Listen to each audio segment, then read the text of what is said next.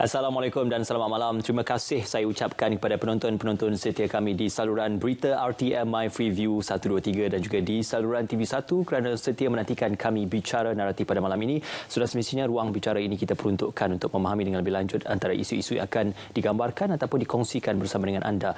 Ya, InsyaAllah pada malam ini kita akan membawa beberapa perkara yang masih lagi menjadi bualan ataupun yang akan dibincangkan. Yang pertamanya adalah Pasca Belanjawan 2021 yang masih lagi diperbahaskan di Dewan Rakyat. Yang kedua tentang pandemik COVID-19 khususnya di beberapa kawasan ataupun di beberapa negeri yang terpilih. Dan yang seterusnya juga tentang Perhimpunan Agung Tahunan Bersatu yang insya-Allah akan berlangsung pada hujung minggu ini yang akan diberikan suluhan yang lebih mendalam. Dan saya Ahmad Pesati, malam ini saya bersama tetamu yang amat istimewa juga. Sekali lagi saya bersama dengan Yang Amat Berhormat Datuk Seri Ahmad Faizal bin Datuk Azmuh, Menteri Besar Perak. Assalamualaikum. Selamat malam Datuk Seri. Alhamdulillah. Kali kedua kita bersua kembali. Alhamdulillah sihat. Datuk Seri bersihat. Ya. Ini satu perkongsian yang menarik kerana untuk kali keduanya ini mungkin lebih jelas pemahaman dan juga perbincangan kita. Tetapi kita nak fokus dulu Datuk Seri kepada situasi terkini COVID-19. Sudah semestinya di Perak juga tidak terkecuali peningkatan kes yang dilihat turun naiknya kes di negeri Perak. Malah isu tentang bencana banjir juga yang terjadi di Perak. Boleh Datuk Seri kongsikan? Ya, terima kasih saudara Ismail. Kita dapat bersua semula selepas beberapa bulan. PKPB dah pun. Ya, betul. Dan dalam Perak kembali balik kepada PKPB sekarang ni, kita rasa begitu risau. Malahan pada hari ini juga 80 kes tercatat, kes baru positif di negeri Perak. Dan ini bukan sesuatu yang kita mahukan, tetapi terpaksa kerajaan meletakkan negeri Perak kembali kepada perintah kawalan bersyarat, dan malahan satu kawasan di dalam daerah Kinta di Ipoh, dalam kawasan saya sendiri di Taman Meru, telah diletakkan di bawah perintah kawalan pergerakan diperketatkan. Namun kita berdoa agar perkara ini dapat kita tidak lagi menular di kalangan rakyat dan dapat kita hidup kembali seperti normal. Tetapi yang paling penting, mereka semua orang ramai mesti sentiasa mengikut norma baru, ikut SOP yang telah ditetapkan oleh Kementerian Kesihatan. Dalam waktu kita nak kejar melawan pandemik COVID-19 ni, dalam masa yang sama juga Ismail, kita hari ini berlaku pula monsun yang begitu dahsyat. Betul. Di negeri Perak kita ada beberapa kawasan yang telah berlaku banjir hingga menyebabkan kita terpaksa meletakkan mangsa-mangsa terpaksa dipindahkan di kawasan-kawasan di balai raya, dewan dan sebagainya. Ini begitu luar biasa. Saya dapat makluman di daerah Krian di negeri Perak tu, hujan turun lebih 60 ml, iaitu lebih kurang 9 kali ganda lebih banyak daripada biasa, iaitu hanya sekitar 7 mm purata harian. Jadi apa yang berlaku hari ini bukan biasa. Betul. Nampaknya keadaan sekarang ni banyak perkara yang luar biasa berlaku. Bukan saja dari segi dengan pandemik COVID-19 yang tak pernah kita alami, perintah kawalan pergerakan, kemudian kita berlaku pula monsun hujan yang turun dengan begitu lebat. Begitu juga dengan keadaan politik yang agak luar biasa. Ya, macam-macam hal. Ismail, kita semua rakyat Malaysia kena sentiasa berdoa kepada Allah lah, supaya kita dapat kembali seperti dahulu kala. InsyaAllah.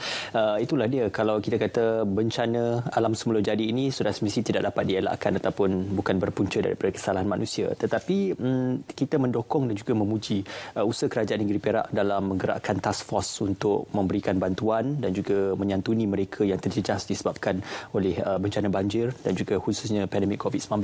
Jadi kedua isu ini juga ditangani dengan cemerlang oleh kerajaan negeri Perak dalam menggerakkan task force-nya dan juga memastikan agar setiap yang terjejas itu diberikan bantuan yang sewajarnya. Alhamdulillah, saya berasa begitu bangga kerana yang pentingnya, pertama, saya mendapat sokongan-dokongan yang cukup kuat daripada Yang Berhormat Datuk Seri Kerajaan Negeri dan semua rakan-rakan penjawat awam yang bekerja begitu keras, semua pegawai-pegawai daerah, jabatan-jabatan yang terlibat semua bekerja dengan begitu bersatu hati, kerjasama baik, hingga menyebabkan Negeri Perak sebelum ini antara yang terbaik dalam menangani COVID-19.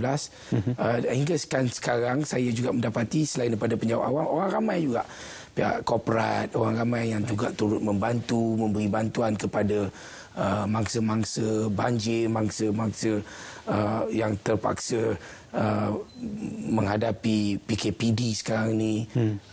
Nampak agak terkawal, alhamdulillah. Tapi banyak lagi perkara yang perlu kita lakukan. InsyaAllah Negeri Perak juga akan membentangkan bajet kami pada 4 hari bulan depan.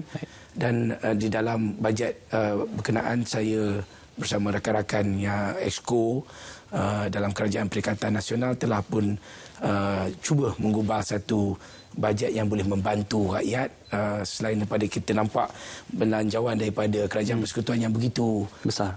Bukan saja besar, paling besar dalam sejarah, tetapi yang begitu membantu rakyat, terutama sekali golongan tersasar yang saya nampak kerajaan cuba memasukkan wang ke dalam poket rakyat. Betul. Ya. Dan untuk mereka dapat berbelanja, bernafas untuk kembali kepada kehidupan yang lebih normal. Dan bantuan-bantuan ini saya kira dapat kami di peringkat negeri pula membantu dalam apa juga cara yang boleh. Terutama sekali fokus di Negeri Perak ialah kepada mereka yang terjejas akibat pandemik COVID-19, terutama sekali mereka yang telah kehilangan kerja dan sebagainya. Adakah untuk bajet ataupun belanjawan Negeri Perak yang akan dibentangkan nanti akan selari dengan antara elemen-elemen penting ataupun elemen utama yang digerakkan dalam belanjawan 2021, contohnya bantuan untuk mereka yang terjejas dalam COVID-19, bantuan untuk petugas barisan hadapan dan juga khususnya untuk peniaga kecil dan sederhana yang terjejas disebabkan pandemik COVID-19? Ya, tentu kami melihat belanjawan Kerajaan Persekutuan yang begitu besar dan kita dapati begitu banyak. Saya harapkan bajet ini dapat diluluskan dan segera kerajaan dapat memberi bantuan kepada golongan tersasar ini. Dan bagi Kerajaan Negeri Perak pula, kita lebih fokus kepada golongan yang terjejas, yang tak ada kerja dan sebagainya, dan kita cari jalan bagaimana nak membantu mereka. Selain daripada kita nak memberi bantuan upskilling dan reskilling kepada pekerja-pekerja ini, kita juga nak menggalakkan orang ramai, terutama sekali mereka yang kehilangan pekerjaan, perniagaan yang menurun dan sebagainya, fokus kepada pembukaan tanah bagi tujuan pertanian tanaman kontan. Kita semua sedia maklum negara kita membelanjakan lebih 50 bilion 50,000 juta ringgit setahun lebih daripada itu untuk mengimport barang makanan. Negeri Perak sebagai contoh, kami ni ada banyak pokok kelapa di Bagan Datuk.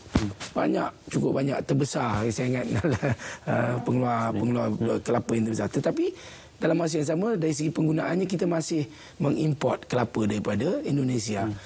Begitu juga dengan sayur-sayuran lain. Jadi saya fikirkan ini satu perkara industri yang paling cepat dapat membantu orang ramai. Jadi bagi pihak kerajaan negeri, kami berkuasa terhadap tanah. Jadi hasrat saya ialah untuk membuka tanah-tanah terutama sekali yang terbiar, idle land yang dimiliki oleh perbadanan dan juga anak-anak syarikat kerajaan negeri, begitu juga tanah-tanah milik kerajaan, terutama sekali di dalam kawasan bandar yang kita tahu, Ismail, bila kita pergi berjalan kita tengok tanah yang kosong, tak dibuat apa, dan saya tahu bahawa kawasan itu kalau nak dimajukan pun mungkin ambil masa lagi 5 tahun sekurang-kurangnya. Betul. Jadi saya fikir elok kita buka tanah-tanah ini, beri peluang kepada mereka untuk mengusahakannya dan memberi pulangan hasil, memberi ekonomi yang baik kepada mereka dan juga kepada negeri. Disebabkan itu kepentingan ekonomi Perak juga dalam membantu ekosistem ekonomi di peringkat Kerajaan Persekutuan itu amat penting untuk kita menilai kelangsungan ekonomi yang disumbangkan oleh Kerajaan Negeri Perak. Aspirasi Datuk Seri juga bukan hanya bertumpu kepada pembangunan sektor pertanian ataupun sektor perindustrian, tapi lebih kepada usaha-usaha mempromosikan Negeri Perak itu sebagai destinasi untuk dibangunkan. Bukan saja destinasi dari segi pelancongan, destinasi ekonomi digital, malah destinasi untuk meletakkan Negeri Perak khususnya bandaraya Ipoh sebagai bandaraya yang dikatakan sesuai untuk didiami ataupun sebagai urban living dan juga kita kata sustainable development goal yang tinggi Taiping dan sebagainya. Jadi bagaimana hasrat itu diterjemahkan dalam aspek corak kepimpinan pada masa-masa akan datang, Datuk Seri? Well, saya tadi kita bercakap tentang bencana banjir, kita bercakap tentang dunia kita yang semakin dalam keadaan sekarang dengan COVID dan sebagainya. Saya fikir di negeri Perak ni juga kaya dengan alam sekitarnya. Betul.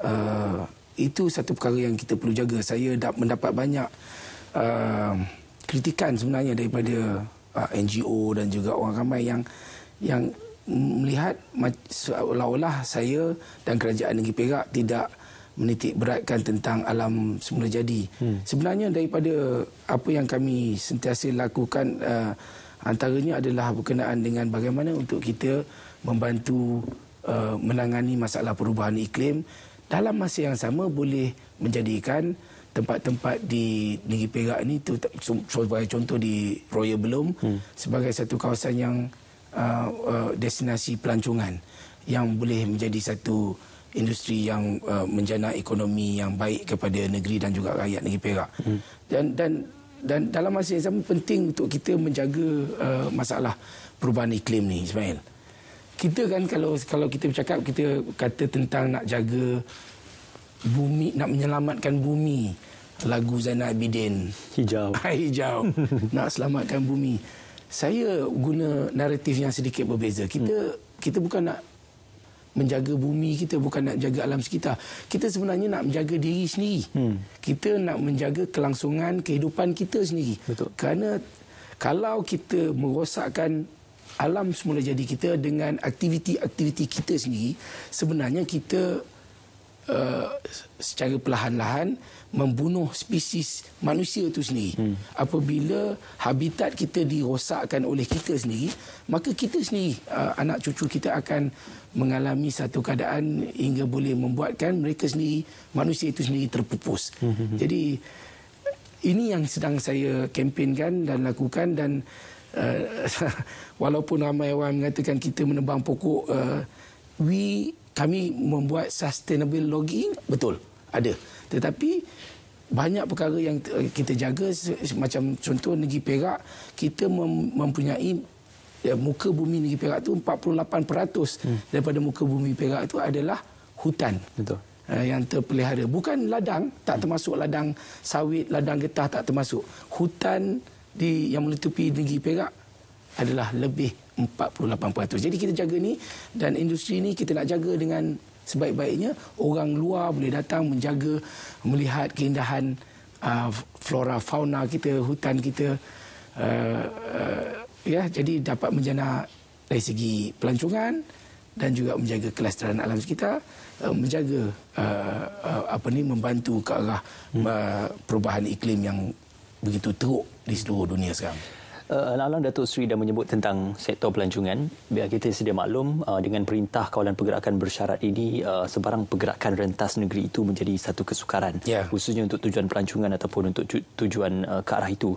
Tetapi apabila diumumkan oleh MKN, gelembung perjalanan untuk kawasan antara zon merah, zon hijau dan zon hijau dibenarkan dengan alasan untuk tujuan memartabatkan ataupun menaikkan semula industri pelancongan. Jadi ini dikabarkan sebagai satu berita gembira, tidak terkecuali di beberapa kawasan di negeri Perak yang ada zon hijau. Jadi bagaimana Datuk Seri melihat ini satu, orang kata, benefit in disguise untuk memberi laluan kepada, walaupun ada beberapa lagi negeri masih lagi zon merah, tetapi di Perak kita masih membuka ruang untuk industri pelancongan. Betul lah. Ini yang kita gunakan hashtag kita jaga kita. Inilah masanya kita membantu sesama kita dengan melancong di tempat kita sendiri. Boleh membantu industri ini untuk kekal hidup. Itu je. Nak hari ini kita bukannya nak buat untung sangat, kita nak kekal hidup dalam keadaan yang begitu mencabar. Malang sekali keadaan seperti yang saya sebut awal tadi. Di negeri Perak ni keadaan pandemik COVID-19 ini tidak begitu membantu. Hari ini sahaja ada 80 kes baru di dalam daerah Kinta, itu di Ipoh. Jadi ini agak merencatkan usaha berkenaan. Jadi Ismail, saya dah berada di rancangan bicara naratif ini, suka sebutkan kepada orang ramai di luar sana lah.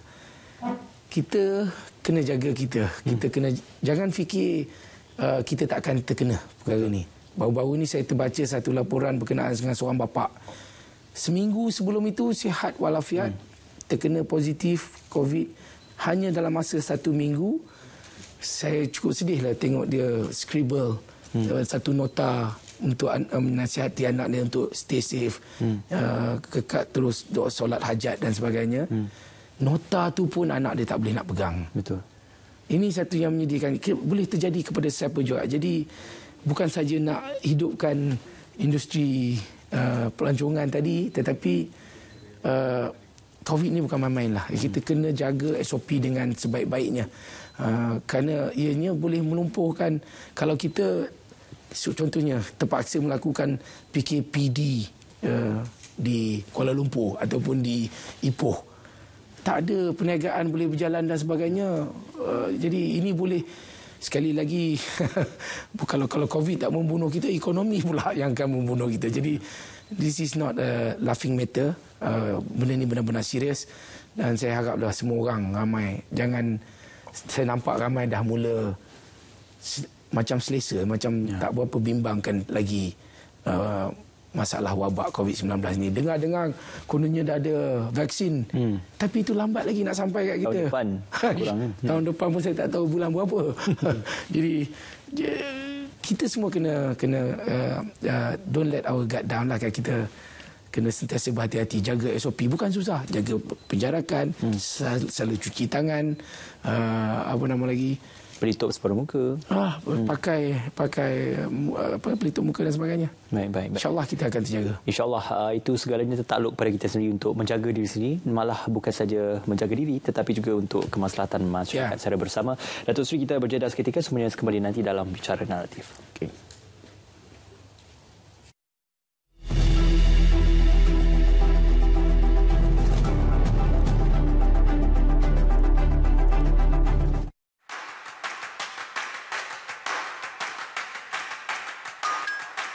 Assalamualaikum dan salam sejahtera.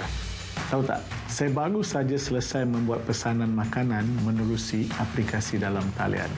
Ia sangat mudah dan menjimatkan masa. Saya sudah digital. Anda bila pula?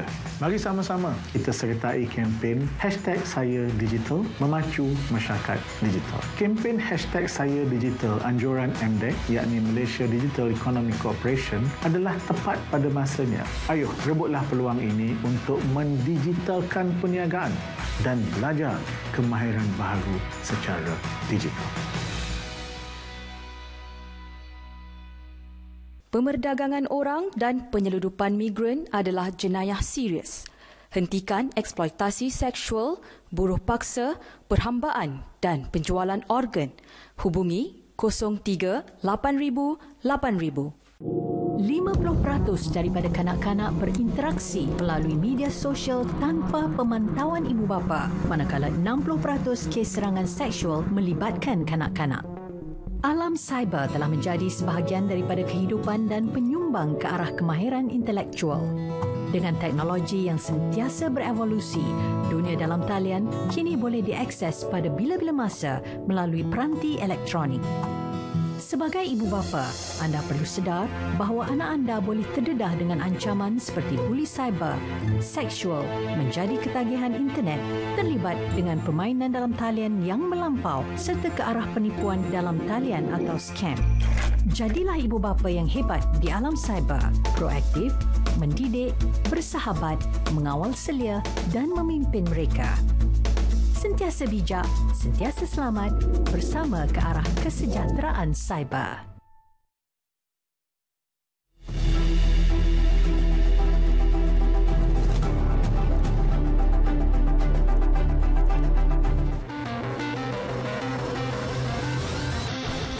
Kerajaan akan melaksanakan skim jaminan penjanaan pekerjaan jana kerja yang melibatkan penyediaan 500,000 peluang pekerjaan baharu termasuk pelbagai program peningkatan kemahiran dan latihan semula melalui perbelanjaan kerajaan sebanyak RM3.7 bilion.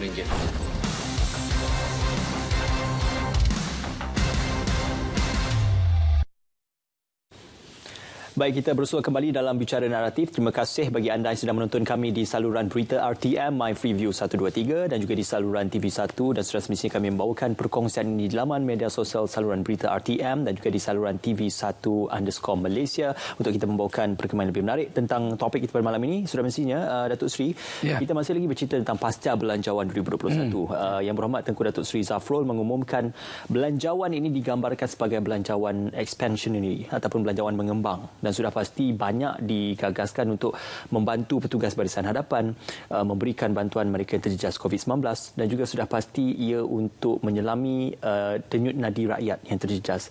Namun esok ataupun dalam minggu ini ataupun mungkin akan ada keputusan sama ada rang Undang-Undang Perbekalan 2021 akan diluluskan ataupun tidak. Datuk Seri sendiri secara langsung dari Dewan Rakyat berbahaskan tentang isu ini. Bagaimana progres ataupun perkembangan terbaru tentang rang undang-undang ini? Ini soalan wallahualam. Sebenarnya saya sendiri sebagai ahli Parlimen Tambun, besok saya akan ke Parlimen. Sebelum pergi Parlimen, saya ingat saya buat solat hajat dulu untuk mendoakan agar bajet ini yang saya nampak cukup bagus. Cukup menarik dan akan membantu rakyat, membantu negara dapat kickstart our economy untuk tahun depan. Jadi saya saya sendiri sebagai ahli Parlimen Tambun, saya telah mendapat feedback daripada maklum balas daripada para pengundi saya di Tambun. Malahan saya mendengar maklum balas daripada orang ramai di seluruh negeri Perak untuk memberi sokongan kepada bajet ini. Dan itu yang akan saya lakukan. Dan saya berdoa agar semua ahli-ahli Parlimen dapat memberi sokongan kepada bajet ini tanpa kita terlalu memikirkan tentang perbezaan politik. Kerana pada hari ini kita berdepan dengan masalah yang jauh lebih besar. Hari ini rakyat tak mahu melihat orang politik seperti saya ini terlalu berpolitik.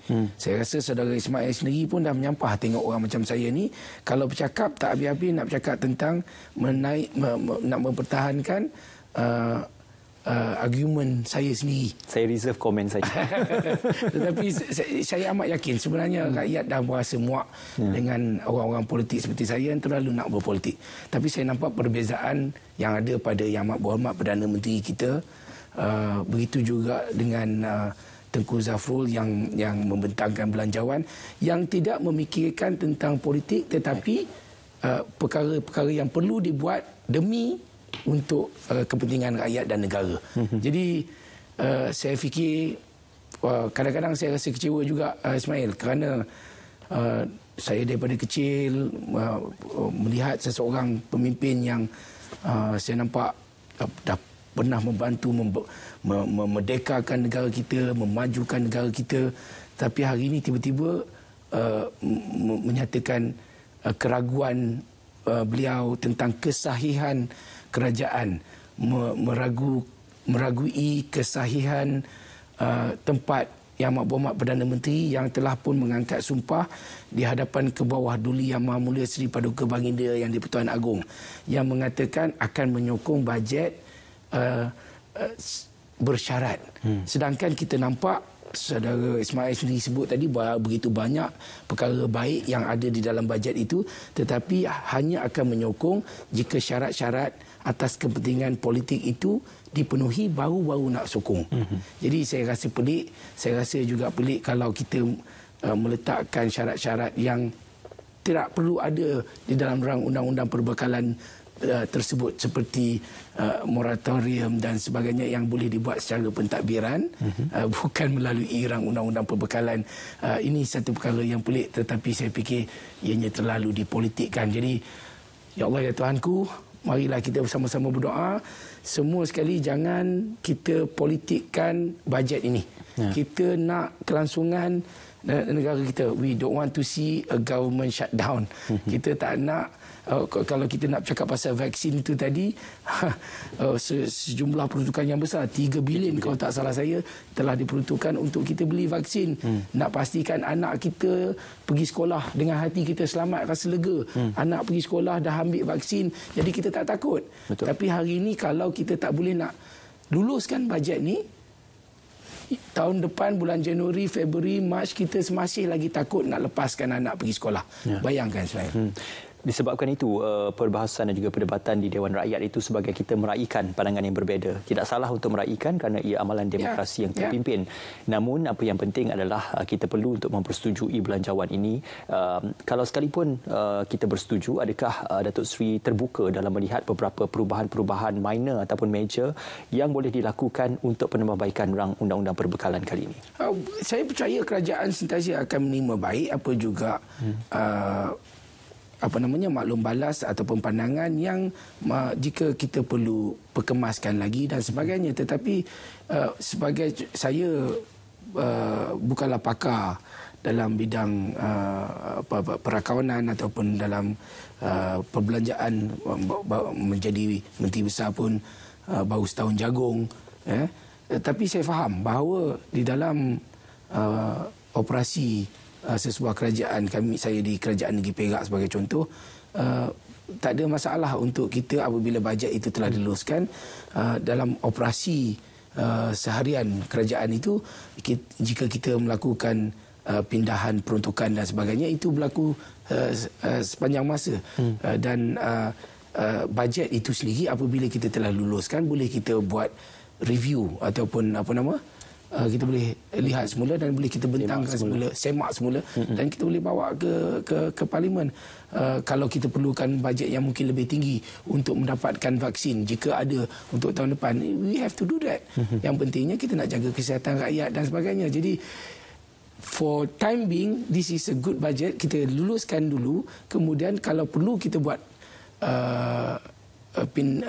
pindahan ataupun untuk kita semak semula, ianya boleh dilakukan di dalam sidang yang akan datang. Tak ada masalah. Datuk Seri, ramai yang menjangkakan hasil ataupun dapatan daripada persetujuan kepada belanjawan 2021 ini akan memungkinkan kepada satu lagi situasi, iaitu mungkin pilihan raya umum dan sebagainya. Ada yang memberikan tafsiran ataupun jangkaan mereka secara peribadi, namun itu bukan satu kepastian lagi buat masa ini. Dalam hal kita bercerita tentang pilihan raya ini, Yang Amat Berhormat Tan Sri Muhyiddin Yassin ada menyatakan yang penting adalah keselamatan dan kesihatan rakyat. Apa yang berlaku di Batu Sapi, PRK Batu Sapi, adalah diisytiharkan proklamasi darurat. Di Greek, kekosongan kerusi, kita tidak tahu lagi bagaimana. Jadi kalau sekiranya ada beberapa pengumuman dilakukan di kawasan Greek, adakah kerajaan negeri bersedia untuk mendepani dan juga bekerjasama dalam melaksanakan perintah seperti itu? Tentu sekali. Tentu sekali. Saya pun bimbang. Pertamanya kita rasa begitu bersedih dengan pemergian Allahyarham Datuk Hasbullah. Allahyarham bukan saja seorang ahli parlimen yang baik, seorang politik yang cukup disegani, dihormati oleh kawan dan lawan, tapi beliau telah saya anggap sebagai abang saya sendiri, seorang guru kepada saya, cukup baik orangnya. Dan kita doakan agar roh Allahyarham dicucuri rahmat. Dan saya haraplah tidak kalau proses demokrasi itu perlu terus berjalan, tetapi kalau boleh perkara yang sama dapat diadakan seperti di Batu Sapi di Greek, kerana saya tak nampak masalah pandemik COVID-19 ini dapat kita tangani dengan dalam masa yang terdekat ni. Pasca belanjawan 2021 di Dewan Rakyat juga diperbahaskan usul perbahasan bagi titah Seri Paduka Baginda di-Pertuan Agong. Variasi dalam itipati kandungan titah Baginda itu adalah pertama menasihatkan supaya ahli-ahli wakil rakyat mengenepikan dahulu kepentingan berpolitik dan memberikan keutamaan pada ekonomi dan kemaslahatan masyarakat. Yang kedua adalah untuk bersatu walaupun berbeza pandangan politik, tetapi memberikan tujuan dan juga hala tuju yang sama untuk meluluskan belanjawan kali ini. Respon Datuk Seri terhadap apa yang dipesan dalam titah Seri Paduka Baginda yang di-Pertuan Agong? Saya nak jawab pendek je lah. Saya sebagai rakyat Malaysia menjunjung titah Seri Paduka Baginda Yang Terpertuan Agong itu. Jadi saya harap semua orang turut sama menjunjung titah Kebawah Yang Maha Mulia Seri Paduka Baginda. InsyaAllah. Dalam kita menepani Belanjawan 2021 ini, mungkin netizen ataupun masyarakat memberikan banyak respon yang berbeza dan ada beberapa pihak yang melihat itu sebagai satu kepentingan politik yang boleh digembar-gemburkan ataupun boleh diapi-apikan. Kekesalan Datuk Seri terhadap yang mungkin rakyat itu menzahirkan pandangan mereka untuk kepentingan masyarakat, tetapi diambil kesempatan oleh beberapa pihak yang tidak memikirkan tentang kesan lanjut daripada perkara itu. Respon Datuk Seri terhadap perkara seperti ini? Kesan lanjut yang diharapkan itu adalah kesan kepada kepentingan pihak berkenaan. Ini yang menjadi masalah. Ini yang saya cuba nak sebutkan. Yang ianya dilakukan kononnya kerana agama bangsa dan tanah air, tapi sebenarnya adalah untuk kepentingan diri ataupun kumpulan ataupun parti, sesuatu parti itu. Jadi ini yang perlu kita ketepikan dulu. Ini yang pada saya ini yang dimaksudkan daripada titah Kebawah Yang Maha Mulia Seri Paduka Baginda Yang Terpertuan Agong. Ketepikan perkara itu dulu. Tidak penting tentang kedudukan saya, kerjaya saya sebagai ahli politik, sebagai menteri besar ataupun sebagai ahli parlimen, tetapi saya perlu dahului kepentingan rakyat itu dulu. Jadi ini yang kita tak dapat perasaan yang sama di kalangan 222 ahli parlimen yang saya rasa agak bimbang sekarang ni. Kerana di depan kita adalah satu masalah kepada semua rakyat. Tetapi kami, ahli-ahli politik, ahli-ahli parlimen, masih lagi memikirkan tentang kumpulan kami, juak-juak kami, dan apakah kesan daripada perbuatan kami kepada kepentingan kami. Itu yang jadi masalah. Jadi saya nak ketepikan, saya akan support, akan bagi sokongan kepada belanjawan ini bukan kerana saya penyokong kerajaan, tetapi saya melihat ianya satu perkara yang mesti ataupun perlu saya lakukan. Saya juga seperti ahli parlimen lain, tak kiralah daripada Paguh, daripada Jerlun, daripada Gomusang, Tambun, menyokong kerana saya juga mengangkat sumpah dengan nama Allah untuk menjalankan tanggungjawab dengan sebaik mungkin. Dan saya tak nak ada kepentingan lain, tak perlu nak meletakkan syarat, tetapi apa juga perkara yang perlu diperbaiki, saya akan tetap suarakan. Walaupun saya daripada parti kerajaan, saya tetap akan menyuarakan apa juga perkara-perkara yang boleh kita perbaiki di dalam belanjawan ini sendiri, sekalipun kepada kerajaan jika perlu. InsyaAllah dengan sokongan daripada Datuk Seri itu, kita boleh menjangkakan perkara yang lebih baik untuk keputusan pengundian dan juga penggulungan bagi rang undang-undang perbekalan nanti. Datuk Seri, kita nak berjeda seketika, semuanya kembali nanti dalam Bicara Naratif.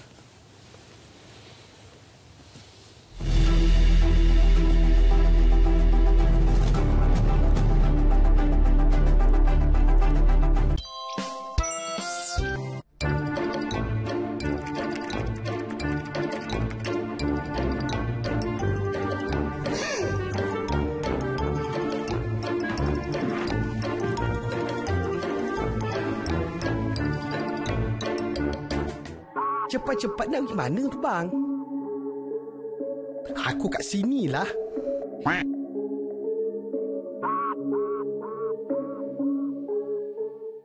Aku tahulah kau comel, tapi kesihatan tu kena jaga. Kau tahu sekarang ni kan, kes dah banyak. Habis tu kenapa kau tinggalkan aku kat sini? Pandai pun.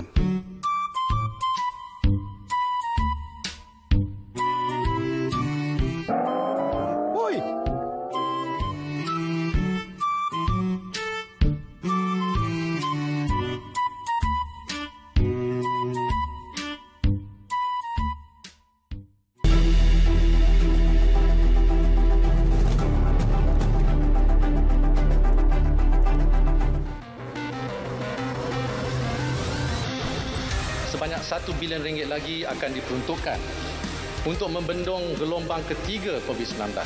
Peruntukan ini antaranya merangkumi pertama RM475 juta bagi pembelian bekalan reagen, kit saringan dan bahan guna habis khusus untuk kegunaan Kementerian Kesihatan atau KKM. Kedua, 318 juta ringgit bagi penyediaan peralatan PPE dan hand sanitizer kepada petugas barisan hadapan KKM. Ketiga, 150 juta ringgit kepada agensi pengurusan bencana negara bagi menyelaras usaha memerangi COVID-19. Keempat, 50 juta ringgit bagi perolehan peralatan, bekalan ujian makmal dan ubat-ubatan di Hospital Pengajar Universiti. Serta kelima, menambah peralatan pengoperasian fasiliti pergigian, perkhidmatan klinik secara maya serta penyediaan fasiliti zon saringan dan termometer.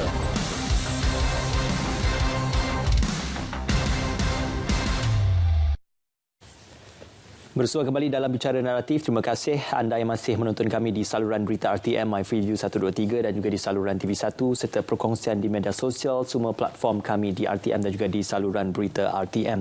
Masih lagi bersama Yang Amat Berhormat Datuk Seri Ahmad Faizal bin Datuk Azumo, Menteri Besar Perak, untuk kita bercerita. Kali ini Datuk Seri, segmen ataupun untuk slot yang kedua ini kita memberikan penumpuan kepada Perhimpunan Agung Tahunan bagi Parti Pribumi Bersatu Malaysia Bersatu yang akan berlangsung insya-Allah pada hujung minggu nanti, tetapi dilaksanakan secara dalam talian. Jadi ini norma barulah yang perlu ditangani ataupun yang perlu dikerjakan oleh setiap ahli politik dalam kita mendepani SOP yang ditetapkan. Secara ringkasnya, apa yang bakal digambarkan untuk PAT nanti? Perhimpunan Agung Tahunan kami ini dah tertangguh dan perlu kami buat sebenarnya 18 bulan yang lalu, tapi ROS telah memberi kebenaran untuk menangguhkannya hingga pada hujung tahun ini dan perlu diadakan. Jadi nak adakan pula sekarang dengan keadaan beberapa negeri di bawah Perintah Kawalan Pergerakan bersyarat dan sebagainya. Jadi membuatkan kami rasa kami terkekang untuk mengadakan Perhimpunan Agung seperti biasa. Rasa tak seronok juga. Biasanya kalau Perhimpunan Agung ni kita dah ajak sambut macam hari raya. Panggil kawan-kawan daripada seluruh negara dapat berkumpul pakai baju merah menyala ramai-ramai. Tapi kali ini kami buat secara video conferencing di atas talian. Ahli Majlis Pimpinan Tertinggi yang berada di Kuala Lumpur ni boleh ditempatkan dalam satu tempat. Kemudian setiap negeri kita adakan di stesen-stesen masing-masing di negeri masing-masing. Dan beberapa negeri perlu mengadakan lebih daripada satu stesen kerana mempunyai perwakilan yang ramai, seperti di Perak, Selangor dan juga negeri Sabah. Jadi berlain pada 28 hari bulan ni, hari Sabtu ni Ismail, kita akan adakan Perhimpunan Agung Tahunan, bukan saja untuk bersatu proper, tetapi Armada dan Sri Kandi juga akan bersidang di sebelah pagi dan sebelah petang diadakan Perhimpunan Agung Tahunan kami. Jadi itulah cuma satu hari, masa pun begitu singkat, tetapi harapan kami dapatlah insya-Allah bagi Armada dan Sri Kandi dapat membahaskan usul ucapan dasar ketua masing-masing. Begitu juga pada sebelah petang kami akan membahaskan usul ucapan dasar Presiden Parti. Namun tanggungjawab ini perlu dijalankan. Perhimpunan Agung ini perlu dibuat mengikut peraturan oleh Pendaftar Pertubuhan. InsyaAllah kami akan buat dan doakanlah agar semuanya berjalan dengan baik. Saya nak memanaskan sedikit kerusi perbincangan kita ini, Datuk Seri. Ini satu perkara yang kita sedia maklum. Aspirasi setiap parti-parti politik untuk adalah memberikan, kita kata, sebagai majoriti. Bukan saja di pentadbiran peringkat persekutuan, di peringkat kerajaan negeri maupun di setiap bahagian dan juga kawasan. Yang lebih pentingnya adalah kita melihat komposisi bersatu sendiri di peringkat Dewan Rakyat ataupun kerajaan persekutuan adalah sedikit kecil berbanding dengan parti-parti yang lain, khususnya UMNO dan juga parti pembangkang yang lain. Jadi bagaimana dalam hal ini aspirasi ataupun perbincangan yang akan diterjemahkan nanti akan melihat kepada gerak atur yang akan diterjemahkan oleh Yang Amat Berhormat Tan Sri Muhyiddin Yassin untuk membaik pulih dan juga memastikan agar sokongan terhadap bersatu akan dapat ditingkatkan menjelang tahun hadapan. Pertama sekali kita mesti yakin dengan apa yang kita perjuangkan. Saya kira Parti Bersatu ini ditubuhkan untuk memperbaiki keadaan politik di dalam negara kita, berusaha untuk memperbetulkan perkara-perkara yang kita lihat tidak berapa betul. Jadi ini mesti diteruskan, dan apabila kita melakukan kerja-kerja ini dengan penuh tanggungjawab demi rakyat kerana Allah, bukan kerana kita semata-mata nak mempertahankan kerajaan, semata-mata kerana kita nak kekalkan Tashimuddin sebagai Perdana Menteri, semata-mata kerana nak kekalkan saya sebagai Menteri Besar Perak, maka akan larilah tanggungjawab kita tu. Mulalah kita buat kerja-kerja politik untuk mengekalkan diri berkuasa. Saya kira itu asas utama dulu. Kita mesti faham asas perjuangan parti itu. Kita nak menjalankan perkhidmatan kepada rakyat demi kepentingan negara. Itu dulu.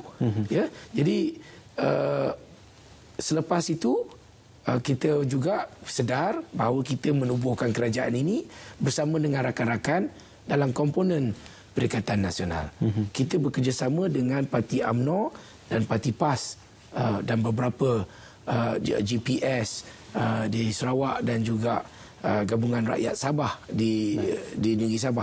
Jadi ini adalah rakan-rakan kita yang mempunyai idealisme yang sama, nak mempertahankan negara kita daripada kemungkaran, nak memperbaiki ekonomi rakyat dan sebagainya. Ini kita akan buat bersama dengan mereka. Jadi apa juga keputusan termasuk politik, termasuk dari segi apabila kita nak menghadapi pilihan raya nanti, kita perlu membahagikan kursi sesama kita. Jadi kita tak payah nak bertengkar kerana asas kita tadi itu adalah untuk agama, bangsa dan tanah air.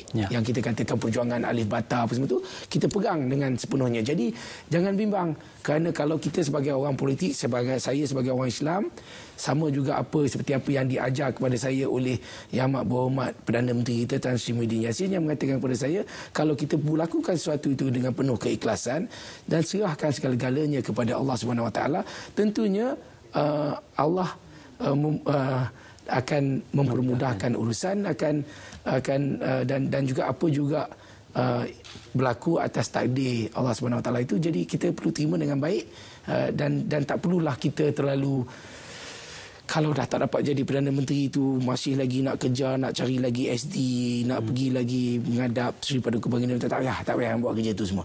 Ini kita buat satu-satu tu dengan penuh ikhlas cukup. Ya, kalau kita buat tu kerana saya nak jadi kekal Menteri Besar, nak jadi Perdana Menteri, akhirnya kita bukan ke Putrajaya, kita akan ke laut. Sini sedikit pernyataan itu Datuk Seri. Namun saya suka mengimbas kembali kepada prestasi yang ditunjukkan oleh Perikatan Nasional, khususnya di pilihan raya negeri Sabah tempoh hari. Kita melihat parti yang berasaskan anak negeri, khususnya parti yang mendominasi kerusi di negeri Sabah sebelum ini tewas di tangan Perikatan Nasional, dan dalam hal ini untuk Bersatu sendiri, prestasi komposisi kerusi yang dimenangi oleh Bersatu, secara peribadi adakah Datuk Seri berpuas hati dengan prestasi yang ditunjukkan oleh wakil-wakil rakyat mewakili Bersatu di PRN Sabah? Saya lihat kita bertanding dalam pilihan raya negeri di negeri Sabah itu, Parti Bersatu bertanding sebagai pembangkang bersama rakan-rakan daripada Gabungan Rakyat Sabah. Bukan mudah untuk kita mengalahkan parti yang mewakili kerajaan pada ketika itu. Dan alhamdulillah saya dapat lihat antara faktor utama rakyat di negeri Sabah memilih untuk menukar kerajaan, adanya faktor daripada kerajaan persekutuan sendiri. Saya melihat kepimpinan yang telah dibawa oleh Yang Amat Berhormat Perdana Menteri kita diterima oleh rakyat, termasuk di pedalaman di negeri Sabah. Saya sendiri pergi berkempen untuk kawan-kawan di sana, dan saya dapati mereka begitu menyenangi cara, style dan juga apa yang dibawa oleh kerajaan sekarang ini, terutama sekali dalam usaha kita menangani pandemik COVID-19. Jadi hasil daripada keputusan pilihan raya itu, saya bersyukur kerana hari ini Gabungan Rakyat Sabah dapat menubuhkan kerajaan. Sabah mempunyai seorang Ketua Menteri baru, sahabat saya, kekanda saya, Yang Amat Berhormat Datuk Seri Panglima Haji G. Dan saya yakin kepimpinan beliau akan semakin diterima dan beliau akan melakukan perkara-perkara yang baik untuk negeri Sabah, insya-Allah. Datuk Seri, selepas apa yang berlaku dalam kita kata situasi bersatu sendiri dengan beberapa individu figura-figura yang memulakan perubahan bersatu, khususnya dalam pimpinan tertinggi dan juga armada yang telah pun mengisytiharkan untuk keluar daripada bersatu. Jadi adakah dalam hal ini kita melihat korelasi dan juga impaknya terhadap sokongan di peringkat bahagian dan akar umbi terjejas disebabkan figura yang dikatakan sebagai popular dalam penubuhan bersatu itu telah pun mengisytiharkan untuk keluar daripada parti bersatu. Jadi bagaimana melihat pada isu ini di peringkat bahagian dan juga akar umbi? Oh, ya. Saya jangan kata bahagian peringkat saya sendiri apabila sebagai contohlah figura utama kami, mantan pengurusi parti kami yang kami kasihi Tun Dr. Mahathir Mohamad tidak lagi bersama dengan dalam parti ini. Saya sendiri rasa terguris dan masih merindui beliau. Tetapi life goes on. Saya berpandangan Yang Amat Tan Sri Muhyiddin tak ada buat apa dosa dengan parti kami ini, tak ada buat apa dosa dengan rakyat Malaysia. Beliau cuba sedaya upaya melakukan sesuatu yang terbaik kepada rakyat. Jadi itu perkara yang saya patut sokong. Saya percaya jauh di sudut hati figura-figura utama, sahabat saya ahli parlimen daripada Jerlun, adinda saya ahli parlimen daripada Muar. Mereka ni juga merindui parti ini, parti yang mereka sama-sama tubuhkan. Tetapi saya menghormati keputusan mereka apabila mereka memilih untuk tidak bersama dengan kerajaan di dalam Dewan Rakyat, maka tergugur secara automatik. Ramai yang mengatakan kami memecat mereka. Jauh sekali kita nak memecat pemimpin-pemimpin yang amat kami kasihi ini. Tetapi mereka memilih perkara ini dan mereka faham parti yang mereka sendiri tubuhkan, perlembagaan yang mereka sama-sama luluskan, yang menyebut jika kita cross the floor maka tergugurlah keahlian kita di dalam parti berkenaan. They know that. Jadi kita rasa sedih, tetapi life has got to move on. Hormat dan kasih sayang saya tetap pada mereka, tak berubah. Pepatah Inggeris ada menyebut let bygone be bygone, dan apa yang penting figura ini masih lagi menjadi elemen penting dalam Dewan Rakyat. Tapi yang saya nak sebutkan juga, pada satu masa memang nampak mungkin boleh runtuhlah parti ni. Tapi alhamdulillah Ismail, hari ini kita nak adakan Perhimpunan Agung tahunan. Saya mendapati keahlian kita semakin bertambah. Di negeri Perak juga saya pun nak kejar juga ni. Rakan saya Datuk Seri Panglima Haji Ji ni mempunyai keahlian yang teramai di kalangan negeri-negeri di Malaysia ini. Dia kali keahlian ahli bersatu. Jadi Perak sekarang tengah nak kejar lah ni.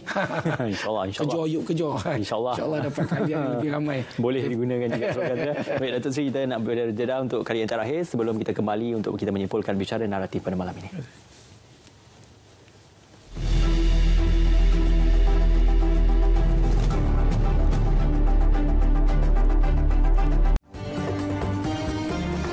Formula 1:7:700. 1:7:700 iaitu disebutkan dalam surah Yusuf ayat 47 sampai 48. Allah membeli daripada orang-orang beriman itu harta dan jiwa raga mereka dengan ganjaran daripada syurga.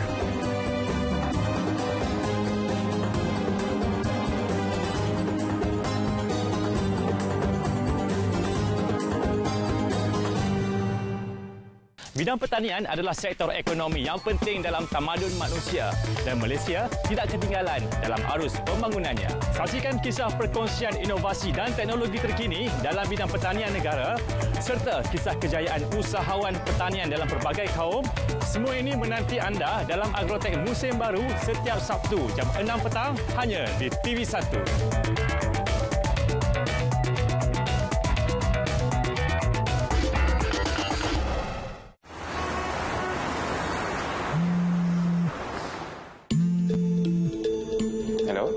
Saya membuat panggilan daripada mahkamah. Hasil semakan daripada pihak kami terdapat tuduhan atas nama anda. Anda perlu selesaikan hutang yang tertunggak untuk mengelakkan nama daripada disenarai hitamkan. Anda perlu masukkan duit ke dalam akaun yang saya bagi tadi. Ya, hari ini. Okey. Terima kasih.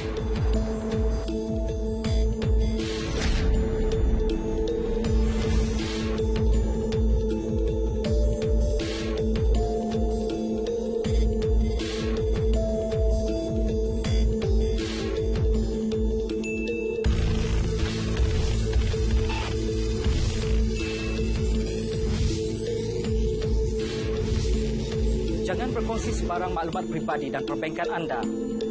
Jangan mudah panik. Tamatkan talian jika terdapat keraguan dan laporkan kepada pihak polis.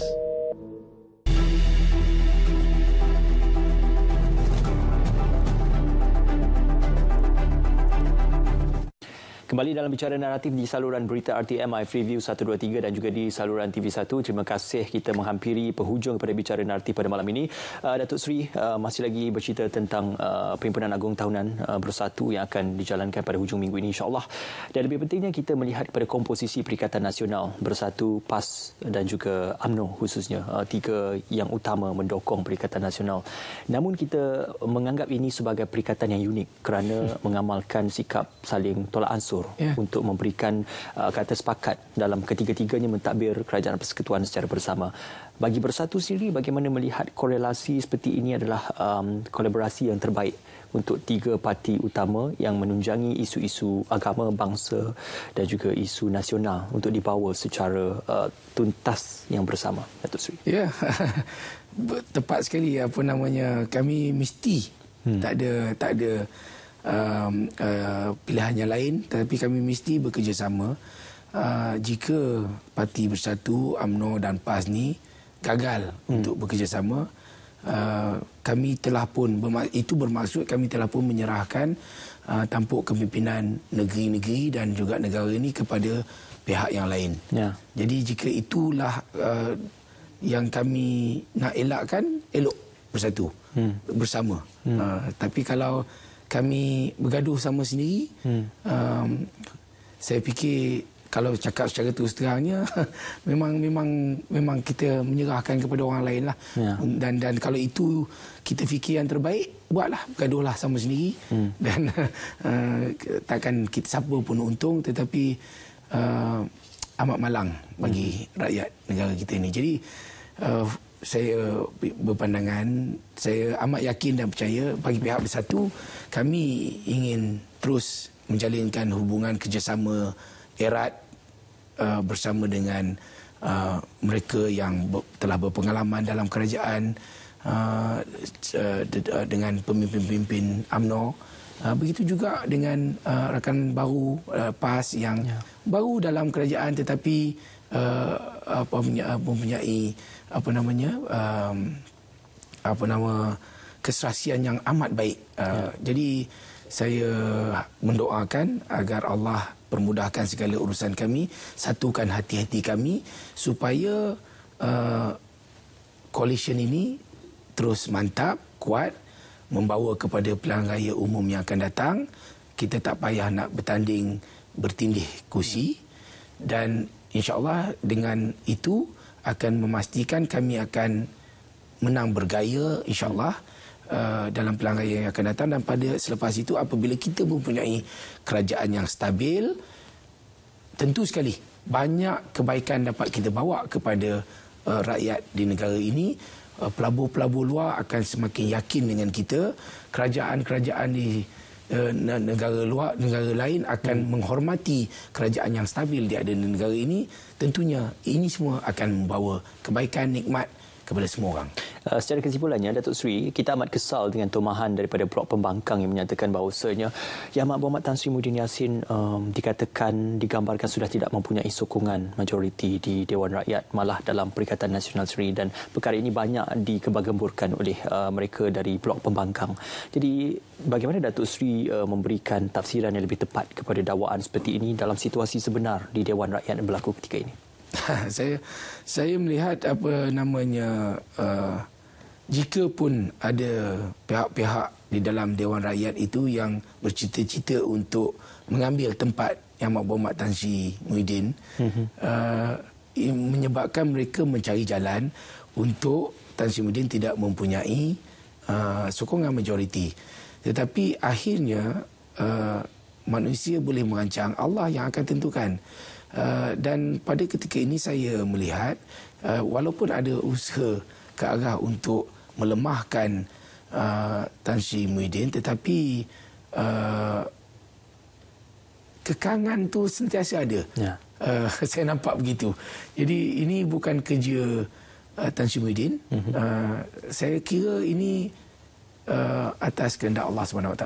Dia somehow he is still the Prime Minister yang saya nampak rakyat semakin hari semakin tambah sokongan terhadap Perdana Menteri kita. Jadi saya nampak apabila bekerja sama dengan rapat dengan Yang Berhormat Perdana Menteri kita ni, beliau seorang yang tak ada nak bercakap sangat tentang politik, bagaimana dia nak mempertahankan diri dia sebagai Perdana Menteri. He continue talking about macam mana nak bantu lagi orang, macam mana nak, dia cerita pasal itu ya tiap kali saya jumpa dia. Tak pernah lah pula dia kata macam mana ni, apa-apa orang sokong saya ni, tak pernah dia sebut pun. Saya nampak dia jadi pelik jugalah. Tapi jadi orang macam ni lah saya rasa Allah akan tolong. Tapi saya sebagai anak buah beliau, saya akan cari jalan bagaimanapun untuk terus bagi sokongan kepada beliau. Dan ramai sebenarnya ahli-ahli parlimen tu dalam hati semuanya nak menyokong, tapi kadang-kadang tu ada yang terpaksa. Baik, di sebalik ketenangan yang ditampilkan oleh Yang Berhormat Tan Sri itu sudah pasti banyak cabaran yang sedang didepani dan juga ditangani. Terima kasih Yang Berhormat Datuk Seri Ahmad Faizal bin Datuk Azumi Menteri Besar Perak dan bersama kami. Terima kasih Kerajaan Negeri Perak untuk berkongsi ruang bicara dalam bicara nanti pada malam ini, dan juga esok akan berlangsungnya proses pengundian bagi rang Undang-Undang Perbekalan 2021. Kita harapkan agar rang Undang-Undang Perbekalan ini akan dapat diluluskan untuk sama-sama kita dengan segera menangani pandemik COVID-19. Terima kasih atas kesudian anda menonton kami di saluran berita RTM. Jangan lupa doakan kepada kesejahteraan negara kita. InsyaAllah, insyaAllah. Itu dia pesanan daripada Yang Berhormat Datuk Seri. Dan juga terima kasih kepada anda. Sama-sama kita nantikan apakah keputusannya esok, dan juga kita tinggalkan dengan selamat malam dan juga assalamualaikum.